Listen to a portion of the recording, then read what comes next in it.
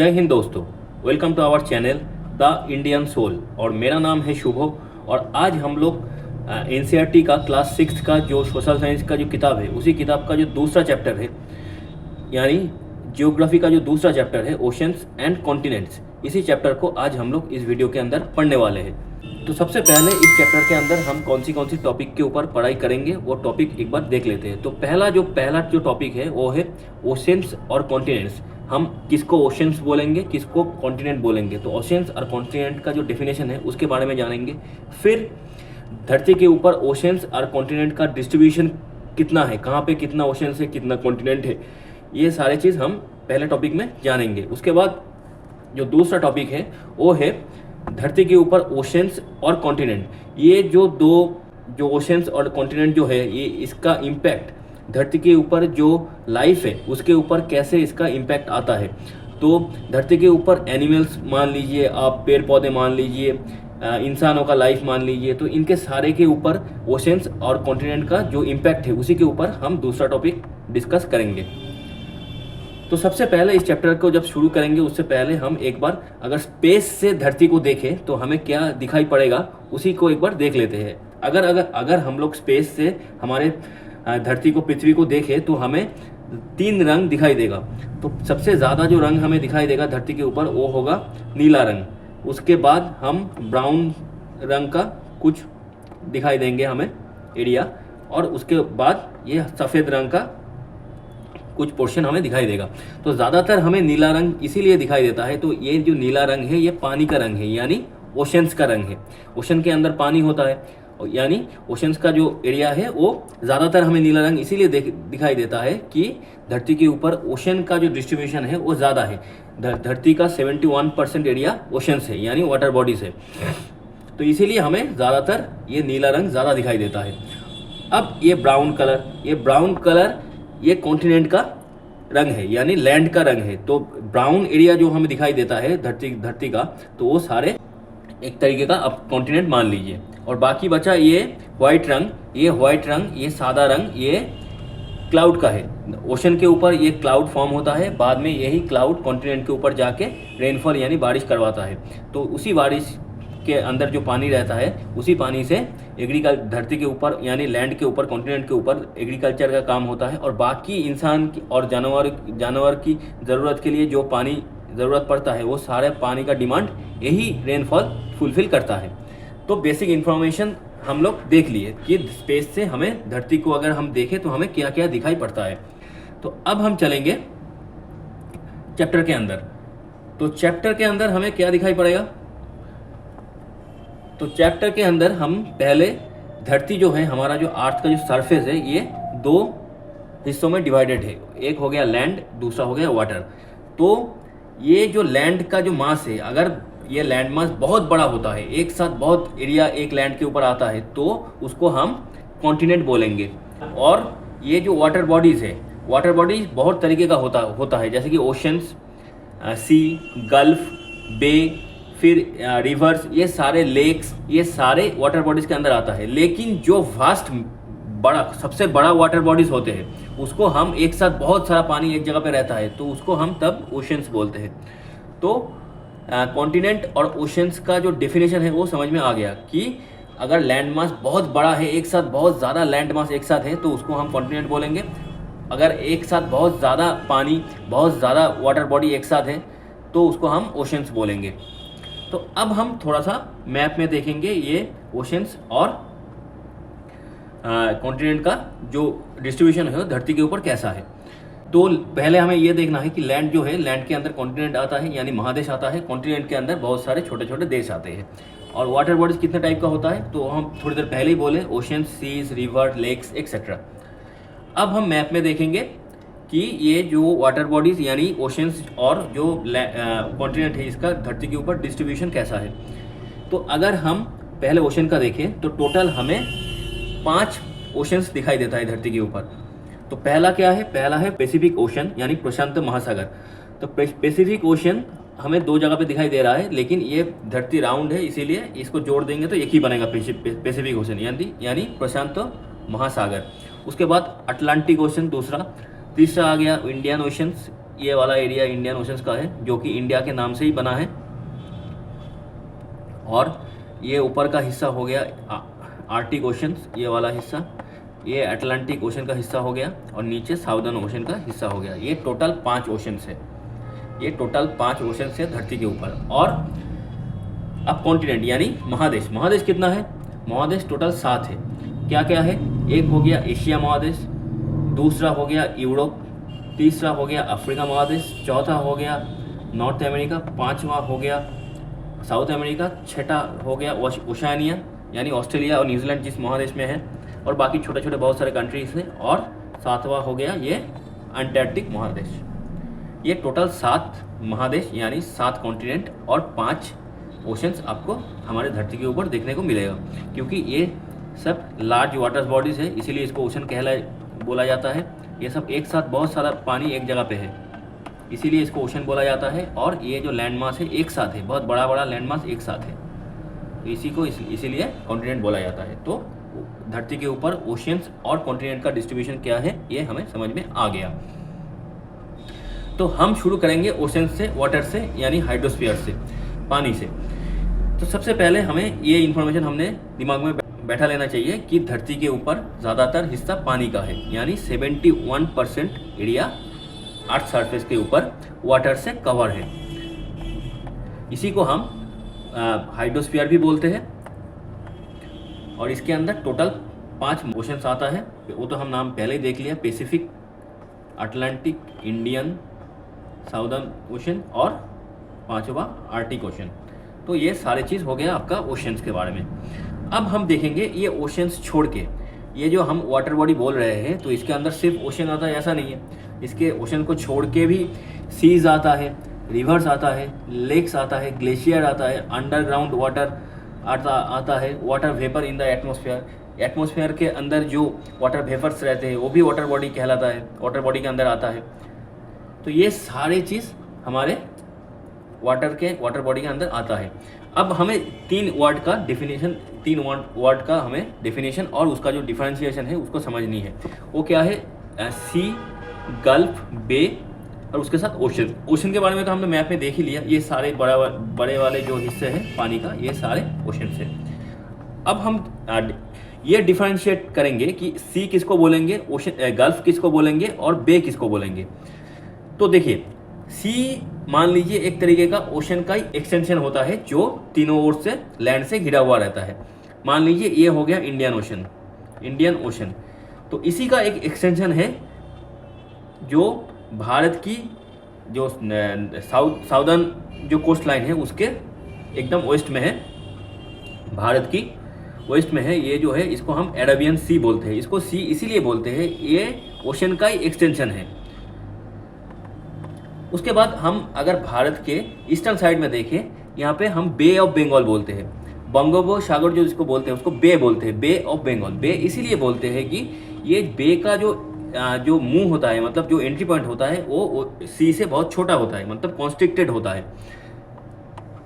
लेकिन सी का जो एंट्री पॉइंट होता है वो बहुत ही चौड़ा होता है और वो लैंड से कॉन्स्ट्रिक्टेड नहीं होता है। ओशन का ही मान लीजिए एक तरीके का एक्सटेंशन होता है। लेकिन बे जो होता है उसके वो चारों ओर लैंड से कॉन्स्ट्रिक्टेड होता है। जैसे कि बे का देखिए, बे ऑफ बंगाल का जो एंट्री पॉइंट है वो कॉन्स्ट्रिक्टेड है, छोटा है, तो इसी को बे बोला जाता है।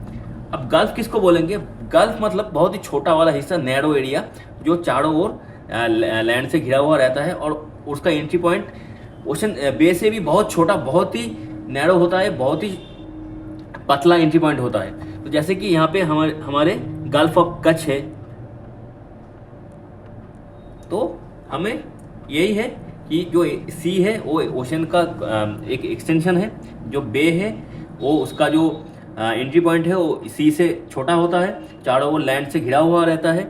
और जो गल्फ है जो वो और भी छोटा होता है, उसका जो पूरा साइज है वो बहुत छोटा होता है और उसका एंट्री पॉइंट एकदम नैरो, एकदम स्ट्रिप होता है। तो ये हो गया सी, गल्फ और बे का डिफरेंशिएशन। तो हम अब किताब में लौटेंगे। अच्छा, यहाँ पे एक चीज़ हमें और भी याद करनी है कि भारत का जो नेवी है, उसका सिंबल है ये है उसका इंसिग्निया। तो भारत की जो नेवी का जो एम्ब्लम है उसी में एक चीज़ लिखा हुआ है सम नो वरुण। सम नो वरुण, वरुण जो है ये वरुण देव जो है ये भारत की जो हिंदू माइथोलॉजी है उसी के हिसाब से पानी के देवता है, वो पानी के भगवान है, यानी समुद्र की भगवान है वो। इसीलिए हमारे नेवी भगवान को, इसी भगवान वरुण देव को पूछते हैं और उनसे आशीर्वाद लेते हैं हम लोग कि हम जब हमारे नेवी जब समुद्र के अंदर कोई भी काम में कोई भी मिशन में जाए तो उसमें उसको सक्सेस मिले। तो वरुण देव जो है इनको हम भगवान मानते हैं समुद्र का, वाटर का। तो ये हो गया एक इंफॉर्मेशन। तो अब हम फिर से टॉपिक में लौटते हैं। देखिए ओशन कहाँ कहाँ पे है धरती के ऊपर वो हमने देख लिए। सी, बे और गल्फ, इसका क्या क्या इनके अंदर क्या क्या अंतर है वो भी समझ लिए। अब हम देखेंगे जो, देखिए हम पहले चैप्टर में क्या देखे थे कि दुनिया को ये जो इक्वेटर है, जो 0 डिग्री लैटिट्यूड जो है वो दुनिया को 2 हिस्सों में बांटता है, एक नॉर्दर्न हेमिस्फीयर हो गया, एक साउदर्न हेमिस्फीयर हो गया। तो अब हम देखेंगे कि नॉर्दर्न हेमिस्फीयर में कितना ओशन यानी कितना वाटर बॉडी है, और साउदर्न कितना वाटर बॉडी है और कितना लैंड मास है यानी कॉन्टिनेंट है, और साउदर्न हेमिस्फीयर में धरती के अंदर कितना वाटर बॉडी है और कितना लैंड मास है। ये चीज़ हम डिस्ट्रीब्यूशन को थोड़ा सा समझने की कोशिश करेंगे। तो अगर हम नॉर्थ से देखें यानी नॉर्थ हेमिस्फीयर में देखें, नॉर्थ पोल से देखें, तो आपको नॉर्थ हेमिस्फीयर में आपको ज़्यादा लैंड एरिया दिखेगा और साउदर्न हेमिस्फीयर में आपको ज़्यादा पानी दिखेगा यानी ज़्यादा ओशन दिखेगा। तो ये तो समझ में आ गया कि धरती के नॉर्दर्न हेमिस्फीयर और साउदर्न हेमिस्फीयर में जो ओशन और कॉन्टिनेंट का जो डिस्ट्रीब्यूशन है वो इक्वल नहीं है। ऊपर नॉर्दर्न हेमिस्फीयर में लैंड एरिया ज़्यादा है और साउदर्न एरिया में वाटर का जो एरिया है यानी ओशन का जो एरिया है वो ज़्यादा है। ये चीज़ हमें याद रखनी है।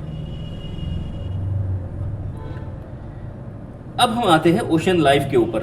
देखिए जो समुद्र के अंदर जो भी रहता है, समुद्र की इकोसिस्टम के अंदर जो भी काम चलता है उस सारे को हम मेरीन बोलेंगे। तो मान लीजिए समुद्र के अंदर जो प्लांट है उसको हम मेरीन प्लांट बोलेंगे। जो एनिमल्स रहते हैं समुद्र के अंदर उसको हम मेरीन एनिमल्स बोलेंगे। और ये जो हमारे जो नेवी का जहाज या तो कोई भी जहाज हम जब जो लोग समुद्र के ऊपर जहाज लेके जाते हैं, काम करते हैं अपना, तो उनको भी हम मेरीन या तो नेवी बोलते हैं। तो मेरीन ये जो वर्ड है, इस वर्ड का जो मतलब है वो है अगर कोई भी चीज़ अगर समुद्र से रिलेटेड है तो उसको हम मेरीन बोलेंगे। अब 2 वर्ड का मीनिंग हमें और भी समझना है। एक हो गया फ्लोरा, दूसरा हो गया फौना। फ्लोरा क्या है? फ्लोरा है the plant life of a particular reason और पीरियड ऑफ टाइम। तो ये एक्चुअली हम लोग जो प्लांट है उसको फ्लोरा कहते हैं। तो पार्टिकुलर रीजन में पार्टिकुलर टाइम के अंदर जो प्लांट रहता है हम उसको फ्लोरा बोलते हैं। फिर फौना किसको बोलेंगे? The animals life of a particular reason और पीरियड ऑफ टाइम। या तो एक पार्टिकुलर रीजन के अंदर जो एनिमल्स रहते हैं उसको उसी रीजन का हम लोग फौना बोलते हैं। जैसे कि ओशन के अंदर मान लीजिए आप अटलांटिक सी, उसी ओशन के अंदर नीचे जो एनिमल्स रहते हैं उसको हम अटलांटिक सी का फौना बोलेंगे। और अटलांटिक सी के नीचे जो पेड़ पौधे हैं, जो प्लांट्स है, उसको हम उसी अटलांटिक सी का फ्लोरा बोलेंगे। तो ये कॉन्सेप्ट समझ में आ गया। तो मेरीन वर्ड का मतलब, फ्लोरा का मतलब और फौना का मतलब। तो अब हम मेरीन लाइफ को समझने की कोशिश करेंगे कि ओशन के अंदर लाइफ कैसे चलता है। ओशन ये सिर्फ एक लार्ज वाटर बॉडी है ऐसा नहीं है। ओशन के अंदर सिर्फ पानी रहता है ऐसा नहीं है। ओशन के अंदर पानी के साथ मिलियंस ऑफ लिविंग ऑर्गेनिज्म का जिंदगी भी चलता है वहाँ पे। वो आप फ्लोरा बोल लीजिए यानी प्लांट बोल लीजिए, या तो फौना बोल लीजिए, या तो एनिमल बोल लीजिए। तो including plants, animals and micro organism that live in different parts of ocean. ये सारे लोग ओशन के अंदर डिफरेंट पार्ट में रहते हैं। कैसे, कौन सी पार्ट में कौन सा चीज़ रहता है, ये सारी चीज़ हम डिस्कस धीरे धीरे करेंगे। तो मेरीन लाइफ किसको बोलेंगे हम, वो तो हम समझ लिए। All living organism that live in the seas and oceans are called marine life. तो समुंदर और महासमुंदर के अंदर जो लिविंग ऑर्गेनिज्म रहते हैं उसको हम मेरीन लाइफ बोलेंगे। दे रेंज फ्रॉम टाइनी प्लैंकटन्स, छोटे प्लैंकटन से ह्यूज व्हेल तक, यानी जिसको हम तिमी बोलते हैं। तो ये छोटे प्लैंकटन से ह्यूज व्हेल तक बहुत सारे प्राणी, बहुत सारे एनिमल्स समुद्र के अंदर रहते हैं। Marine life depends on sunlight, temperature, pressure, depth of the ocean. तो मेरीन लाइफ के अंदर कौन सी एनिमल्स, कौन सी फ्लोरा, कौन सी फोना कहाँ पे रहेगा, ये डिपेंड किसके ऊपर करता है? पहला चीज़ जो है सनलाइट, दूसरा टेम्परेचर, तीसरा प्रेशर, मतलब पानी का प्रेशर, और depth of the ocean, ocean का डेप्थ कितना है। इन सारे चीज़ों के ऊपर ओशन के अंदर कहाँ पे कौन सी फ्लोरा कौन सी फोना कहाँ पे रहेंगे, कहाँ पे उसका ज़िंदगी चलेगा, ये सारे चीज़ इस 4 चीज़ों के ऊपर डिपेंड करता है। कैसे? तो सबसे पहले हम ये जो सनलाइट का जो है इसको समझने की कोशिश करेंगे। देखिए, समुद्र के ऊपर जब सूरज का रोशनी आके गिरता है तो उसमें 3 जोन होता है। जोन मतलब पहले जो ऊपर का जो लेयर होता है समुद्र का, एकदम ऊपर का टॉप जो लेयर है, जहाँ पे सनलाइट सबसे ज़्यादा आता है, जो ब्राइट सनलाइट आता है, तो वहाँ पे फिश, डॉल्फिन, टार्टल्स, सी प्लांट, ये सारे चीज़ वहाँ पे रहता है। फिर आता है ट्वाइलाइट जोन, जो कि मिडिल का लेयर होता है, जिसमें लाइट थोड़ा सा कम आता है। उसमें स्क्विड, जेलीफिश, ईल्स, ये सारे एनिमल्स वहाँ पे रहते हैं। और जो डार्क जोन होता है, एकदम जो समुद्र के एकदम अंदर वाला जो हिस्सा होता है, एकदम अंदर, उसके अंदर आपको क्या मिलेगा? उसमें सनलाइट पहुँचता ही नहीं है, सनलाइट उसके अंदर पहुँचता ही नहीं है। तो उसमें आपको ग्राउलिंग क्रिएचर, जो रेंगते हुए चलते हुए जो क्रिएचर्स है, ये सारे चीज़ आपको समुद्र के एकदम नीचे आपको मिलेगा। जायंट स्क्विड मिलेंगे, स्ट्रेंज ग्राउलिंग क्रिएचर्स मिलेंगे। बहुत सारे को नाम हम लोग जानते भी नहीं है, हम उनके बारे में उसका नाम भी जानते नहीं है। तो ऐसे भी आपको बहुत सारे क्रिएचर आपको मिल जाएंगे ओशन के एकदम नीचे।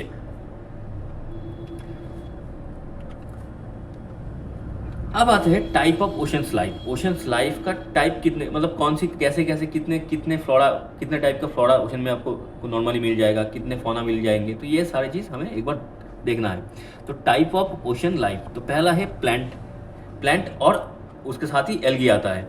तो found many near the surface wire sunlight reaches, तो जहाँ पे सनलाइट रीच करेगा वहाँ पे आपको प्लांट मिलेगा और एल्गी मिलेंगे। क्योंकि प्लांट और एल्गी जो है, इनको फोटोसिंथेसिस करना पड़ता है। फोटोसिंथेसिस के लिए उसको सनलाइट की ज़रूरत पड़ती है। इसीलिए जो सरफेस एरिया है समुद्र का, एकदम अपर का टॉप का जो लेयर होता है, उसमें आपको ज़्यादातर ये प्लांट और एल्गी आपको देखने को मिलेगा। फिर सीवीड्स, केल्प, फाइटोप्लैंक्टन्स, ये भी सारे आपको अपर के लेयर पे और मिलेगा आपको।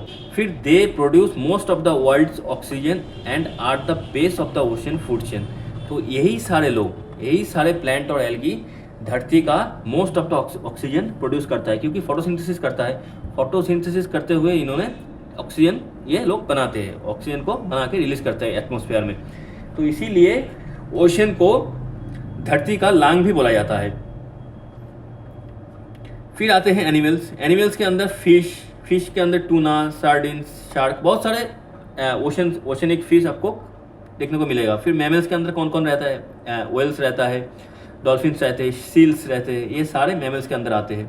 फिर क्रैब्स, लॉबस्टर, श्रिम्प, ये सारे दिखाई देते हैं। फिर मोलस्क्स के अंदर ऑक्टोपस, स्क्विड, क्लम्स, ये सारे मोलस्क्स के अंदर आते हैं। और कोरल्स के अंदर tiny animals that form coral reefs which are like under water forest. तो कोरल के अंदर क्या होता है? ये टाइनी एक तरीके का एक छोटे एनिमल्स होता है जिनको हम कोरल रीफ बोलते हैं। तो ये एक्चुअली कैल्शियम से बना हुआ टाइनी एनिमल्स होते हैं। वो मान लीजिए वो एक तरीके का अंडर वाटर फॉरेस्ट है। कैसे? तो ये जो कोरल है, ये इसके साथ एल्गी सिम्बायोटिक प्रोसेस में रहते हैं कि एक दूसरे के ऊपर डिपेंडेंट रहता है। और ये जो एल्गी जो होता है, इसके अंदर हर एक एल्गी के अंदर जूजेंथेलाई करके एक अलग अलग टाइप का कलर होता है। तो ये सारे जो कलर है, अलग अलग जगह पे आपको बहुत सारे ब्यूटीफुल और रंग बेरंगीन कोरल रीफ आपको देखने को मिलता है, क्योंकि इसका हर एक कोरल रीफ के अंदर जो कलर होता है वो अलग अलग होता है। तो मान लीजिए वो देखने में बहुत ही खूबसूरत सा लगता है। तो ये जो कोरल रीफ होता है, इसको अंडर वाटर फॉरेस्ट भी बोला जाता है। उसके बाद आते हैं हम माइक्रो ऑर्गेनिज्म के अंदर क्या क्या आता है? फाइटोप्लैंक्टन और जू प्लैंक्टन। फाइटोप्लैंक्टन के अंदर प्लांट लाइक जो लोग फोटोसिंथेसिस करते हैं, जिसको हम फाइटोप्लैंक्टन बोलते हैं। माइक्रो ऑर्गेनिज्म जो लोग प्लांट लाइक होते हैं, जिनके पास फोटोसिंथेसिस करने का ताकत होता है। फिर आते हैं जू प्लैंकटन, जो एनिमल लाइक होता है, जो लोग ईट फाइटोप्लैंक्टन, जो फाइटोप्लैंक्टन को खा के जिंदा रहते हैं। तो ये दो माइक्रो ऑर्गेनिज्म भी समुद्र के अंदर, ओशंस के अंदर और सी के अंदर हमें देखने को मिलता है। अब आते हैं कोरल रीफ में डिटेल में। कोरल रीफ जो हम थोड़ी देर पहले ही देखे, द रेन फॉरेस्ट ऑफ सी के अंदर कोरल रीफ को हम फॉरेस्ट बोलते हैं। एक तरीके का कलरफुल रॉकी स्ट्रक्चर से warm and shallow ocean water, ये ऊपर के साइड में होता है क्योंकि इनको फोटोसिंथेसिस करना होता है, इसीलिए ये शैलो वाटर में रहते हैं। Made by animal called coral polyps, ये कोरल पॉलिप लाइक एनिमल से बना हुआ रहता है। They support thousands of marine species, fish, sea turtle etcetera. ये बहुत सारे मेरीन जो स्पीसीज है उनको सपोर्ट भी करते हैं खाने के मामले में और रहने के मामले में। बहुत सारे दुनिया के अंदर आप जो आइलैंड्स है उसके आजू बाजू आपको कोरल रीफ, बहुत ही खूबसूरत सा कोरल रीफ, जैसे कि भारत के अंडमान निकोबार के पास ही कोरल रीफ है, लोग वहाँ पे घूमने जाते हैं, देख के आते हैं। तो ऑस्ट्रेलिया के अंदर भी है ग्रेट बैरियर रीफ, ये सारे टूरिस्ट स्पॉट होते हैं कोरल रीफ। तो कोरल रीफ देखने में बहुत ही खूबसूरत होता है। तो ये हो गया टाइप ऑफ ओशन लाइफ। तो अब हम किताब में लौटेंगे। तो ये तो समझ में आ गया कि ओशन, धरती के ऊपर ओशन का जो एरिया है वो ज़्यादा है और वाटर बॉडी का एरिया 71% है धरती के ऊपर, और टोटल 5 ओशन है धरती के ऊपर, अर्थ सरफेस पे। और नॉर्दर्न हेमिस्फीयर में लैंड एरिया यानी कॉन्टिनेंट का एरिया ज़्यादा है, ओशन का कम है। और साउदर्न हेमिस्फीयर में ओशन का एरिया ज़्यादा है, लैंड का एरिया कम है, यानी कॉन्टिनेंट का एरिया कम है। ये सारे चीज़ हमने देख लिए। और ओशन के अंदर लाइफ कैसे चलता है, प्लांट कहाँ पे रहता है, सनलाइट के हिसाब से, उस सनलाइट के बेसिस से कौन सी एनिमल, कौन सी प्लांट, कौन सी फ्लोरा, कौन सी फोना कहाँ पे रहेगा, वो हमने देख लिए। मेरीन फ्लोरा फोना, इसका डेफिनेशन क्या है, इन तीनों वर्ड का डेफिनेशन जो डिफरेंट जो मीनिंग है वो हम लोग समझ लिए। अब हम ये सोचेंगे, देखिए धरती के अंदर 71% पानी अगर है तो हमें कभी कभी न्यूज़ में देखने को मिलता है कि बहुत सारे एरिया में धरती के अंदर, भारत के जो साउथ का जो स्टेट्स है, तमिलनाडु, कर्नाटक, केरला, तो ये बहुत सारे जगह पे वाटर का स्कार्सिटी यानी पीने का जो पानी होता है वो बहुत ही उनका स्कार्सिटी देखने को मिलता है कि पीने का पानी कम है। तो अगर ओशन के अंदर इतना ही पानी है तो हमारे लिए ये पीने का जो पानी है ये कम क्यों पड़ता है। देखिए यहाँ पे एक कॉन्सेप्ट ये है कि ओशन जो है उसका जो पानी है वो सॉल्टी वाटर है। तो ये जो सॉल्टी वाटर है ये पीने लायक, मतलब इंसानों की पीने लायक पानी नहीं है, इसको हम ऐसे डायरेक्टली पी नहीं सकते। सिर्फ इंसानों के लिए पीने के लायक पानी नहीं है, और जो एनिमल्स हैं उनके लिए भी, जो समुद्र के बाहर के जो एनिमल्स हैं, जो लोग कॉन्टिनेंट में लैंड के ऊपर रहते हैं, उनके लिए भी ये पीने लायक पानी नहीं है, क्योंकि इनके अंदर सॉल्ट का जो रेशियो है वो बहुत ज़्यादा रहता है। इसीलिए हम लोग पानी के लिए, जो फ्रेश जो पानी है उसके लिए डिपेंड किसके ऊपर करते हैं, उसके लिए डिपेंड हम ग्लेशियर के ऊपर करते हैं। रिवर का जो पानी है, जो बारिश से आता है पानी, जो क्लाउड से, बारिश से आता है पानी, उसके ऊपर डिपेंड करते हैं। जो पानी रिवर में रहता है यानी क्लाउड से आया हुआ बारिश का पानी और लेक का पानी, इनके ऊपर डिपेंड करते हैं। तो इन सारे चीज़ों के ऊपर हम लोग पीने के लिए, पीने का जो कंज्यूमेबल जो पानी होता है, जो इंसान पीता है, उनके लिए जो पानी है उसके लिए हम ग्लेशियर, रिवर्स और लेक के ऊपर डिपेंड करते हैं। तो यानी ओशन का इतना सारा पानी हमारी पीने लायक नहीं है। लेकिन ऐसा नहीं है कि हम उसको पीने लायक बना भी नहीं सकते, लेकिन हम डायरेक्टली उसको नहीं पी सकते। तो इसीलिए ग्लेशियर, रिवर और लेक्स, इन सारे का जो पानी है इसको हम क्या बोलते हैं, ग्राउंड वाटर बोलते हैं। ग्राउंड वाटर बोलते हैं क्योंकि इसको हम यूज़ कर सकते हैं पीने के लिए और अदर काम के लिए।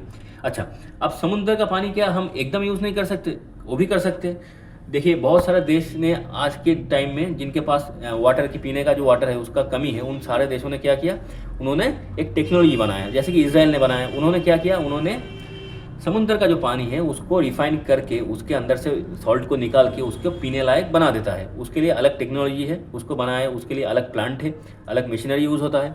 तो अगर हम लोग चाहते, उसमें खर्चा थोड़ा ज़्यादा आता है। जैसे कि जो रिवर का पानी है, जो ग्लेशियर का जो पानी है, वो एकदम में फ्रेश वाटर है, वो हम डायरेक्टली यूज़ कर सकते हैं। लेकिन समुंदर का पानी को अगर हम चाहे तो टेक्नोलॉजी के माध्यम से उसको रिफाइन करके सॉल्ट को निकालने के बाद हम उसको पीने का पानी हम उससे बना सकते हैं। तो ये कॉन्सेप्ट, इसके ऊपर काम चल रहा है दुनिया के ऊपर, और तेज़ी के साथ इसके ऊपर टेक्नोलॉजी का डेवलपमेंट हो रहा है। तो ओशन के बारे में, जो लाइफ के बारे में, वो तो हम पहले ही देख लिए। मेरिन लाइफ किसको बोलते हैं, फ्लोरा फौना किसको बोलेंगे, कौन सी एनिमल कहाँ पे रहेंगे, ये सारी चीज़ हम लोग स्लाइड में देख लिए। तो जो हमने थोड़ी देर पहले देखे मैप के ऊपर क्या क्या डिस्ट्रीब्यूशन है, कौन सी ओशन कहाँ पे है, यहाँ पे भी वही मैप दिया हुआ है। Pacific ocean, Atlantic ocean, Indian ocean, southern ocean और आर्टिक ओशन। ये हो गया ओशन का डिस्ट्रीब्यूशन। अब हम आएंगे ओशन और डिजास्टर। देखिए, ओशन सिर्फ बहुत सारे मेरीन एनिमल्स और फ्लोरा फौना को रहने का जगह देता है, दुनिया को एज ए लंग्स सर्विस देता है, यानी बहुत सारा ऑक्सीजन बनाता है, इसीलिए ओशन को लंग्स ऑफ वर्ल्ड बोलते हैं। तो ये सारी चीज़ ठीक है, लेकिन ओशन उसके साथ भी, इतने सारे हेल्प करने के साथ भी, इतने कुछ देने के बाद भी कुछ प्रॉब्लम भी देता है। वो क्या है, वो देता है ओशन कभी कभार डिजास्टर देता है, नेचुरल कैलामिटीज़ देता है। वो क्या क्या चीज़ ओशन दे सकता है? देखिए, ओशन के साथ दिक्कत ये है कि ओशन के अंदर कभी कभार सुनामी आ जाता है, वॉल्केनिक इरप्शन हो जाता है, साइक्लोन आते हैं बहुत सारे। तो हम देखते हैं इंडिया के ऊपर हर साल बे ऑफ बंगाल के ऊपर से बहुत सारा साइक्लोन आता है, जो उड़ीसा, ज़्यादातर आंध्र प्रदेश, उड़ीसा और वेस्ट बंगाल को हिट करता है। फिर अरेबियन सी के ऊपर भी साइक्लोन आते हैं। तो ओशन आपको साइक्लोन देता है। भारत के अंदर साइक्लोन बोलते हैं, अमेरिका के अंदर उसी को हैरिकेन बोलते हैं, बहुत जगह पे टाइफून बोलते हैं। फिर कोस्टल एरिया में जब समुद्र का पानी ज़्यादा हो जाता है तो फ्लड हो जाता है, तो कोस्टल एरिया में फ्लड देता है। फिर क्लाइमेट चेंज जब हो रहा है, मतलब ग्लेशियर का ऊपर जो नॉर्थ पोल और साउथ पोल है, उसमें जो ग्लेशियर है उसका थोड़ा थोड़ा करके उसका वो पिघल रहा है, तो इसी की वजह से उसका जो पानी वो भी समुद्र के अंदर ऐड हो रहा है। तो उसी के हिसाब से समुद्र का जो वाटर लेवल है वो भी थोड़ा थोड़ा करके हर साल थोड़ा थोड़ा करके ज़्यादा हो रहा है। तो इसीलिए समुद्र आपको, जब समुद्र का जो लेवल है वो अगर बहुत ज़्यादा राइज हो जाएगा तो कोस्टल लेवल पे, कोस्टल जो एरिया है उसमें कभी कभार फ्लड आ जाता है। तो ये सारे दिक्कत ओशन आपको देता भी है। तो जैसे कि हमारे भारत के अंदर 2004 में क्या हुआ था, 2004 में 26 दिसंबर 2004 को एक बे ऑफ बंगाल के पास वो एक सुनामी आया था। सुनामी इंडोनेशिया में अर्थक्वेक हुआ था, उसके वजह से सुनामी क्रिएट हो गया था बे ऑफ बंगाल के ऊपर, इंडियन ओशन के ऊपर। तो उसमें 13 देशों को हिट किया, उनमें से एक देश हमारे भारत भी था। भारत का जो अंडमान निकोबार जो आइलैंड है उसके ऊपर हिट किया, उसको डैमेज किया। फिर जो कोस्टल है, तमिलनाडु का जो कोस्टल एरिया है, मतलब ये वाला जो कोस्टल एरिया है, इसको हिट किया, इसके ऊपर बहुत ज़्यादा हिट किया, तमिलनाडु को बहुत डैमेज हुआ यहाँ पे। फिर उड़ीसा, आंध्र प्रदेश को भी हिट किया। फिर केरला का जो कोस्ट लाइन है यहाँ पे भी हिट हुआ तो सुनामी ने। तो ये सारे चीज़ आपको ओशन आपको कभी कभार नेचुरल डिजास्टर भी देता है। 2004 में ये एक बार भारत को बहुत बुरी तरीके से हिट किया था, लेकिन उसके बाद से हमारे इसरो ने क्या किया, बहुत सारे सैटेलाइट ऊपर लॉन्च कर दिए स्पेस में। तो वहाँ से हमें पहले ही, मतलब सुनामी आने से पहले ही हमें इन्फॉर्मेशन मिल जाता है। तो उसी को देखते हुए हम लोग पहले से प्रिकॉशन ले लेते हैं। तो ये सारी चीज़ है। और ये डिजास्टर को हैंडल करने के लिए भारत सरकार और हर एक सरकार ने अपना एक डिजास्टर मैनेजमेंट टीम भी बनाया है। तो ये सारे चीज़ को हमें ध्यान में रखना होता है। अब हम इस एनसीईआरटी का जो किताब है उसके अंदर एक फ़ोटो दिया हुआ है, उसको थोड़ा सा एक बार देख लेते हैं। देखिए, मैं आपको बोल रहा था कि कोरल रीफ जो होता है वो बहुत रंग बिरंगीन होता है, बहुत सारे कलर के होता है। तो यही है कोरल रीफ, जहाँ पे हमें जो कोरल पॉलिप है उसके ऊपर बहुत सारे एल्गी अलग अलग कलर के दिख जाता है। तो वहाँ ये सारे देखिए, ये पर्पल का है, ये येलो का है, ये नीला टाइप है, ये सारे है कोरल रीफ। फिर ओशन के अंदर हम लोग जो ये हमने देखा कि शार्क रहता है, ये है शार्क, ये है डॉल्फिन, ये है एल्गी, ये है टार्टल। फिर वेल्स है, ये है स्मॉल वेल्स, ये है बहुत सारे जो शैलो वाटर में कोरल रीफ के ऊपर जो मछलियाँ रहते हैं वो ये है स्टारफिश। ये सारे चीज़, ये सारे एनिमल्स, सारे मछली, ये जो फोटो में है, ये सारे सी और ओशन के अंदर रहते हैं। तो अब हम देखेंगे ओशन एंड लाइफ। तो ओशन के साथ लाइफ कैसे जुड़ा हुआ है। देखिए, हमारे इंसान और बाकी जो एनिमल्स हैं जो ओशन छोड़ के धरती मतलब ये कॉन्टिनेंट के ऊपर रहते हैं, तो उनके लिए ओशन बहुत ही इंपॉर्टेंट है। क्यों? क्योंकि ये ओशन हमें फूड प्रोवाइड करता है। फिश, सी फूड, सी वीड जो भी है, वहाँ ओशन से हमें एल्गी मिलता है, खाने का फिश मिलता है, और ओशन को हम ऐसे ट्रेड रूट यूज़ करते हैं। ये सारे चीज़ ओशन हमारे जो इम्पोर्टेंस है, जो ह्यूमन लाइफ के ऊपर जो ओशन का इम्पोर्टेंस है, ये बहुत ज़्यादा है। उसके सबसे ज़्यादा और जो सबसे ज़्यादा इम्पोर्टेंस है, ओशन क्या करता है, उसके अंदर जो भी पेड़ पौधे यानी जो फ्लोरास है, वो सारे लोग मिलके क्या करते हैं, ऑक्सीजन प्रोड्यूस करता है और कार्बन डाइऑक्साइड एब्जॉर्ब करता है। ये जो ऑक्सीजन है, ये ऑक्सीजन कौन कंज्यूम करता है? हम जैसे इंसान और कॉन्टिनेंट में रहते हुए जो एनिमल्स है, वो लोग ये ऑक्सीजन को कंज्यूम करते हैं। तो एक तरीके का मान लीजिए क्लाइमेट को कंट्रोल करता है। फिर बहुत सारे ऐसे पेड़ पौधे, फ्लोरा फौना आपको ओशन से मिल जाएगा, जिससे हम लोग मेडिसिन बनाते हैं, और समुद्र के नीचे हमें बहुत जगह पे मिनरल्स भी मिलते हैं। तो एक तरीके का मान लीजिए समुद्र मेडिसिन बनाने में भी हेल्प करता है और आपको मिनरल्स भी देते हैं। तो और अर्थ का जो इकोसिस्टम है, इसको बैलेंस करके रखता है। लेकिन आज के टाइम में क्या हो रहा है, इंसान अपने स्वार्थ के लिए समुद्र का जो इकोसिस्टम है उसको डैमेज कर ही रहा है। एक तो हम लोग बहुत ज़्यादा ट्रेड करते हैं समुद्र के थ्रू, तो जहाज़ का जो पोल्यूटेंट होता है वो समुद्र के अंदर चला जाता है। फिर लोग अपने प्लास्टिक वेस्ट, ऑयल स्पिल जो है वो हम समुद्र में फेंकते हैं, तो समुद्र का जो इकोसिस्टम है वो डैमेज होते हैं। क्योंकि समुद्र के जो सैलो वाटर है, उसमें जो फ्लोरा और फौना रहते हैं, तो उसका लाइफ भी ख़त्म हो जाता है, वो भी ऐसे पोल्यूटेंट से मर जाते हैं। तो एक तरीके का इकोसिस्टम का डैमेज हो रहा है। फिर ओवर फिशिंग, समुद्र के अंदर फिशिंग का ये जो बिज़नेस है, समुद्र से मछली पकड़ के फिर बाज़ार में बेचना, तो ये आज के टाइम में इतना ज़्यादा हो रहा है कि मछलियों का जो पॉपुलेशन है वो धीरे धीरे बहुत जगह पे कम हो रहा है। तो ये भी एक चिंता की बात है। फिर climate change and warming waters, ये जो क्लाइमेट चेंज का जो इशू है, जिससे ऊपर का जो नॉर्थ और साउथ पोल का जो ग्लेशियर पिघल रहा है, लोग से समुद्र को पॉल्यूट कर रहा है, ऐसा भी नहीं है। जो पहाड़ का माउंटेन्स का एरिया है, जो नॉर्थ पोल और साउथ पोल का जो एरिया है, वहाँ पे भी पोल्यूशन फैल रहा है धीरे धीरे करके। दुनिया के अंदर पूरा ज़्यादा कार्बन का जो एक्सक्रीशन है वो बहुत ज़्यादा हो रहा है, इसीलिए ग्लोबल वार्मिंग हो रहा है। इसकी वजह से जो नॉर्थ पोल और साउथ पोल का जो ग्लेशियर है वो थोड़ा थोड़ा करके पिघल रहा है, तो वही वाटर समुद्र में जाके समुद्र का जो वाटर लेवल है उसको ज़्यादा कर रहा है। तो एक टाइम में जाके यही समुद्र, ये वाटर लेवल, यही राइजिंग वाटर लेवल हमारे लिए डिजास्टर लेके आएंगे। तो हम ये चीज़ समझ नहीं पा रहे हैं, लेकिन फिर भी हम लोग क्या कर रहे हैं, समुद्र को पोल्यूट करते ही जा रहे हैं। और डिस्ट्रक्शन ऑफ कोरल रीफ, अगर हम ज़्यादा पॉल्यूट करेंगे समुद्र को, तो कोरल रीफ तो सैलो वाटर में रहता है, वो लोग सबसे पहले ख़त्म हो जाएंगे। तो ये सारे चीज़ हो रहा है आज के टाइम में, लेकिन हमें ये समुद्र को रखना है, उसका जो इकोसिस्टम है उसको सेव करके रखना है। इसका इम्पोर्टेंस हमारे लिए बहुत ज़्यादा है, क्योंकि ये जो मेन जो चीज़ है वो ऑक्सीजन, वही चीज़ ये प्रोड्यूस करते हैं, वही चीज़ ओशन प्रोड्यूस करके आपको देता है। और दूसरा ये है कि ओशन का जो पानी है,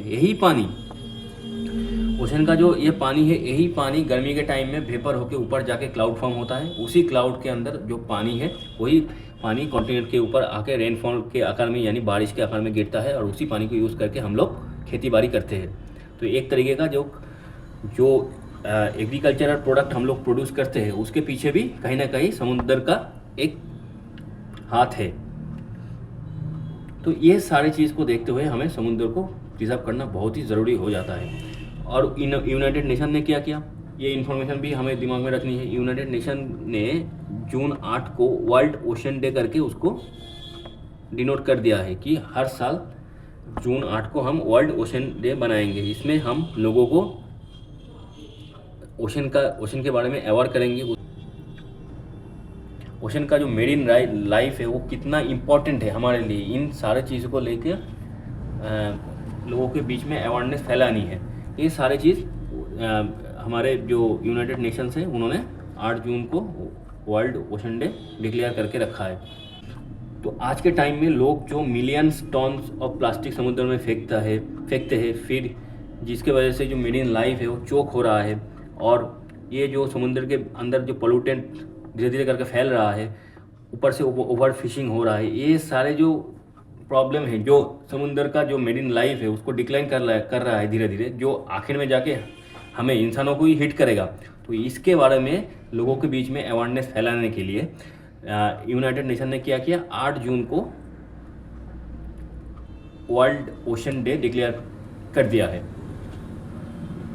तो उसी दिन सारे दुनिया के अंदर ओशन के ऊपर हम लोग एक दूसरे को अवेयर करने की कोशिश करते हैं। तो ये हो गया ओशंस। इसके बाद हम शुरू करेंगे कॉन्टिनेंट। तो अब हम शुरू करेंगे लैंड, यानी द कॉन्टिनेंट्स। तो अब हम कॉन्टिनेंट्स के बारे में जानेंगे। तो कॉन्टिनेंट्स यानी एक लार्ज लैंड मास, जो धरती के ऊपर जो लैंड मास है, उसका जो लार्ज लैंड मास जो है, उनको हम अलग अलग कॉन्टिनेंट में डिवाइड किए हैं। तो एक तरीके का लैंड जो पोर्शन है धरती के अंदर, तो उसको हम लिथोस्फीयर भी बोलते हैं। तो टोटल हमने क्या देखा है, ओशन जो है, जो हमने पहले कंप्लीट कर लिया है। तो ओशन धरती के सरफेस में टोटल 71% वाटर है, यानी ओशन से। और ये जो लैंड यानी कॉन्टिनेंट का जो सरफेस है वो है 29%। तो टोटल जो लैंड एरिया है धरती के ऊपर, उसको हमने 7 लार्ज कॉन्टिनेंट में डिवाइड किया है। तो सबसे बड़ा कॉन्टिनेंट कौन सा है, एशिया। और सबसे छोटा कौन सा कॉन्टिनेंट है, ऑस्ट्रेलिया। तो यहाँ पे पहला नंबर पे एशिया आ गया, दूसरे पे अफ्रीका, तीसरे पे नॉर्थ अमेरिका, चौथे पे साउथ अमेरिका, पाँचवें पे यूरोप, फिर छठे पे ऑस्ट्रेलिया और सातवां अंटार्कटिका। तो टोटल ये 7 कॉन्टिनेंट में पूरा का पूरा हमारे धरती जो है वो डिवाइडेड है।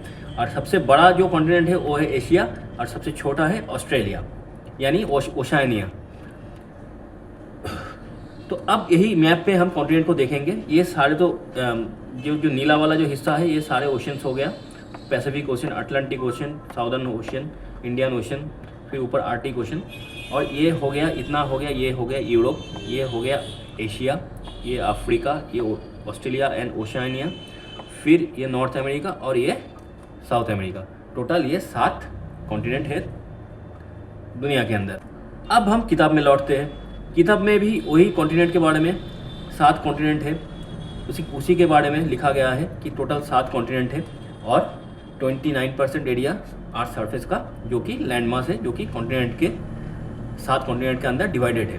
तो यहाँ पे एक इन्फॉर्मेशन और दिया हुआ है, वो क्या है, वो है ये जो ओलंपिक का जो सिंबल है, ओलंपिक के अंदर टोटल 5 रिंग हमें दिखाई देता है। तो ये जो 5 रिंग है, ये एक्चुअली 5 कॉन्टिनेंट को डिनोट करता है। वो क्या क्या है, अफ्रीका, अमेरिका, एशिया, ऑस्ट्रेलिया और यूरोप। यहाँ पे ये जो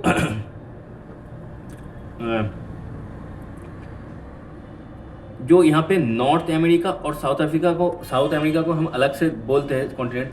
तो ये चीज़ ओलंपिक का जो सिंबल है, उसमें हम ये नॉर्थ अमेरिका और साउथ अमेरिका को एक साथ अमेरिका दिखाते हैं। और ये अंटार्कटिका जो महादेश है, ये यहाँ से कोई खिलाड़ी, यहाँ पे कोई रहता नहीं है, इनहेबिटेबल प्लेस है, तो यहाँ से कोई खिलाड़ी ओलंपिक में खेलने आता ही नहीं है। तो इसीलिए अंटार्कटिका यहाँ पे डिनोट नहीं किया जाता है। तो ये हो गया आपका ओलंपिक का जो सिंबल है, उसका मीनिंग। अच्छा, मैप में एक बार हम लोग देख लेते हैं ये अंटार्कटिका है कहाँ पे। तो हमने थोड़ी देर पहले जो देखा हमने, ये है अंटार्कटिका महादेश, ये नीचे वाला साउथ पोल में। अच्छा, अब हम देखेंगे ये जो लैंड है, लैंड में के अंदर एक तो हो गया कॉन्टिनेंट, हो गया कॉन्टिनेंट के अंदर बहुत सारे देश रहता है। लेकिन ये मेन लार्ज जो लैंडमास है, जिसको हम कॉन्टिनेंट बोलते हैं, इसको छोड़ के भी छोटे छोटे लैंडमास आपको समुद्र के अंदर बहुत जगह पे मिल जाएगा।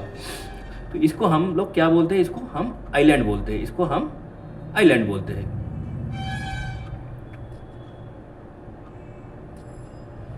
अगर हम इस मैप में देखें, देखिए ये छोटा सा, ये जो है मदागास्कर, ये देश का नाम है मदागास्कर, ये एक आइलैंड है। ये है यहाँ पे ग्रेट ब्रिटेन, ये भी एक आइलैंड है। फिर यहाँ पे हमारे अंडमान निकोबार आइलैंड है, यहाँ पे लक्षद्वीप है। तो ये सारे चीज़, ये छोटे छोटे आपको आइलैंड मिल जाएंगे। तो ये कॉन्टिनेंट के अंदर डायरेक्टली लार्ज लैंड मास के साथ जुड़ा हुआ नहीं रहता है, लेकिन ये आइलैंड होता है, छोटे छोटे टुकड़ों में रहते हैं।